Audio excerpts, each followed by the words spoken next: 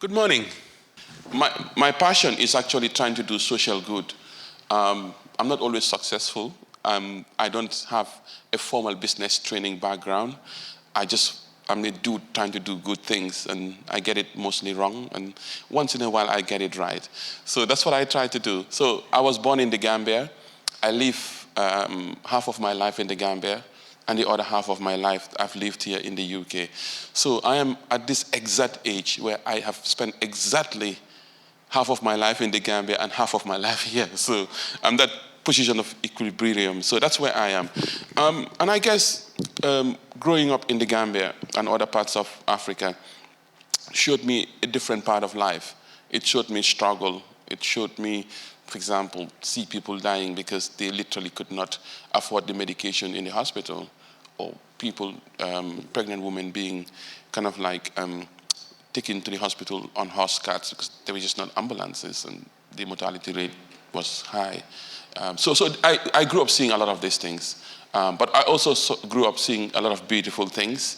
I saw a community, how people ate together, how people cared about each other, how there was a social network. Like, it was unheard of to have an old people's home because just they didn't just exist. So there were things that were difficult, but there were things that were beautiful. And I think when I was starting to understand things, it was that time when the IMF and the World Bank were instituting a lot of like program for sustained development, economic recovery program. And I saw, for example, a lot of people make redundant and they couldn't provide daily bread. And I also saw kind of like education and health, people being asked to pay for those things. And I guess, and people really struggling. And I think that's why, anybody who's read some of my work would think that he's such an angry dude. But actually, when you see me, I'm actually quite friendly, you see. But there's a lot of, what I say, righteous anger coming out. So that is my kind of like who I am. But I also see myself then as a scholar activist. So I do the normal academic thing. I write books, I do research, I've seen through PhD students, and all that kind of stuff. So that's part of my daily job. But also, I see myself as an activist. That's why I call myself a scholar activist. So I'm interested in how these things that we talk about bring about change, and kind of like genuinely kind of like make a difference, have an impact in people's life. So, but I'm a poet, I'm a farmer, I'm many things different from my single identity. So I try to do many, many things. But I think the key bits that I want to talk about is, one, being an academic, but two, being what I call a social entrepreneur, for lack of a better word, because I see a lot of structural violence, and I've experienced inequality, and I see it every day manifested in different forms. So the work I do is trying to actually make a difference. So I think as an entrepreneur, you have to be clear. What is your bottom line? What is it you're trying to do? What do you want out of this deal? And for me, social good and change in people's life kind of like is the difference that I'm trying to see. If the money comes, that's why I'm always not making as much profit as I should be making because I'm more interested in the social good.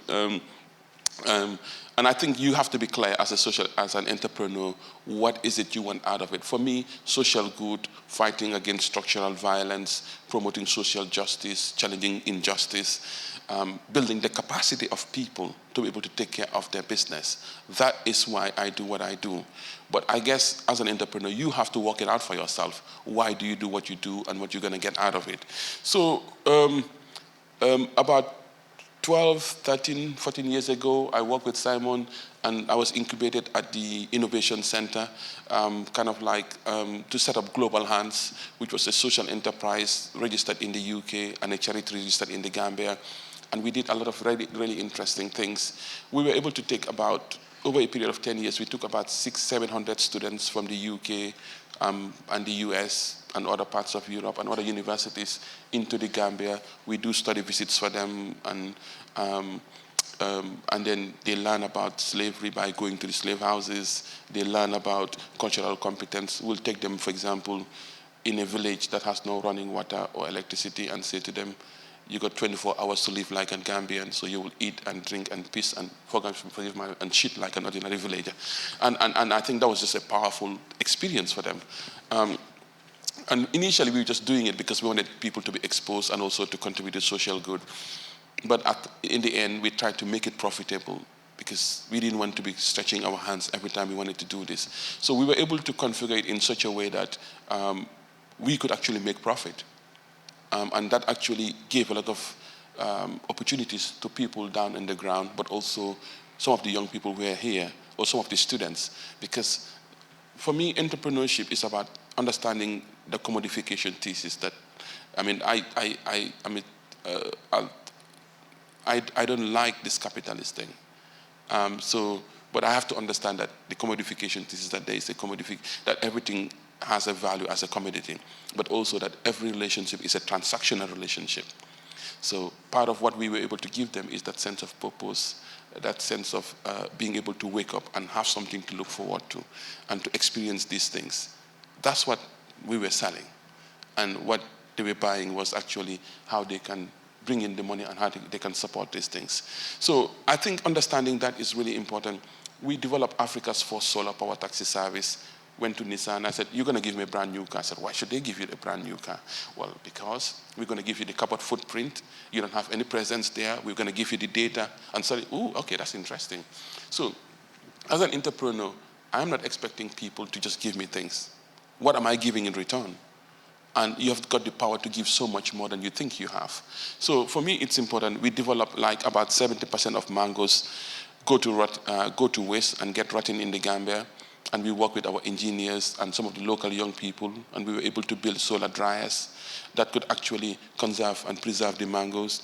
We were also aware that there was a big incident where a mining company, sand mining, were actually trying to take over the village and then mine all the sand, and there was a protest and some people died.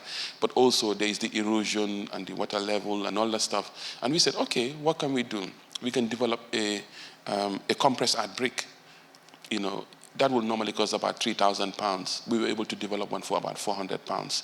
So we were able to test the proof of principle, but we were not able to take it forward because we didn't have the time and the resources. My full-time job is to teach in this university. So everything else I do is walking around my availability outside of the university. And if you don't have resources to pay people, then you got to do the job yourself. I mean, I learned how to build a website. I learned how to set up a publishing company, which actually has got critical Southern voices that, for example, the University of the Gambia are using as core textbooks. You know, I learned to do so many things, but the problem is about time. How do you manage your time? Because then the impact is that my blood pressure shoots up, and if I don't manage it, it gets quite problematic. So we were able to do a lot of things, but now I have handed over. We built a development hub in Manduar in the Gambia, and we built 40 bed accommodation so that if the students went in there, they were able to stay there, and that would generate income, and the trips would generate income, and the solar taxi was supposed to generate income, because a lot of the work that is done in Africa depends on charity, and in my opinion, charity doesn't work. It just breeds dependency and a sense of entitlement, from my perspective. So I want to try and see how I can build capacity and how I can kind of teach people how to fish. So after 10 years of doing that, because we had the land, the villagers gave us the land, I gave it back to them because I'm done with that purely charity model of things. So in return, I've set up the Catalyst Academy, which actually started in January. We're building it, and we're going to have about 4 components. One is about value addition. So we'll be working with the local women, mostly poor, and the young people, and we'll be adding value to their tomatoes that will get rotten within 24 hours, to actually the honey, which is just left to waste, the mangoes. So we started producing a few things. We're also having the science lab. There are thousands of years of verified medications that exist in a lot of these African countries, but it's not seen as visible or credible or valid. So I'm working with some people to actually set up a science lab to look at plant herbs and also to look at genomics. And then we started, gathering the equipment. We even got about 5,000 euros given for us to start this up. So we'll do that bit as well. We also kind of like setting up transformative education, where we do courses that focus on building catalysts, but also the study visits I've gone there. When I was doing the study visits here, by the way, the study visits that we started in DMU won me the Times Higher Most Innovative Teacher of the Year in 2015. So it's been getting external recognition as well. So when we started doing it in DMU and other universities, we were paying, the students were paying us mainly at the beginning 500 and not more than 700, 800. And that included their flights for a trip of about 10 days, their flights, their accommodation, their feeding, their transportation, and all the cost of the activities, which wasn't profitable at all. And most of the time we're out of money. And if anybody knows me, somebody said, I really want to go, but I cannot afford it. I said, okay, just come on. And we just let so many people come because it's a life-changing opportunity. But now we've set up the Catalyst Academy and we're getting our first trip in January. And just to give you an example, because the 500 to 800 we used to charge, including cost of flights, we paid for the tickets, we paid for everything, which was not about just breaking even. But now, the new model we've employed with the Catalyst Academy, we have got a group that's coming in January in the Gambia. They're paying for their flight, and the cost of the trip for 2 weeks for them is $2,600. So this is going into real kind of like, because then, but also the company we set up, the Catalyst Academy, will give out about 30 to 40% of profits for social good. That's what we're doing. So it's a social good. But the level of dependency actually doesn't allow that to happen. How many minutes have I got? I can keep talking. So I gave you a warning at the beginning. Okay. Then if I am close, the thing is like, of course, I've been knocked back, and you have to be as tough as a cockroach, as resistant as a cockroach. Seriously, you will never give up. You cannot give up. Every time, ask Simon, I gave him so much trouble that whenever he sees me, probably he looks the other way. Because I would tell him, this is possible. He said, no, Momodou, this is not possible. I said, yes, it is possible. So, and I had so much belief in what I am capable of doing. It's not about hubris. If you don't believe in yourself, who the hell is going to believe in you? You have to believe in yourself, and you have to be realistic. But I know what is possible, and I will work my ass off. I'll work really hard. I've been known to wake up at 4 or 3 a.m. and go to bed at 8 p.m. so that I can just wake up and work on stuff because of the different things I've got to juggle. So you have to be resilient. You also need to be able to improvise. The Global Hands, when we set it up, we got money from Europe. We started with nothing. We had no funding from anybody. The Catalyst Academy, we had nothing. So I said, okay, what have I got in my pocket? What can I put in there? And we've built the structures, and we're building the lab, and we've got the equipment, and things are happening.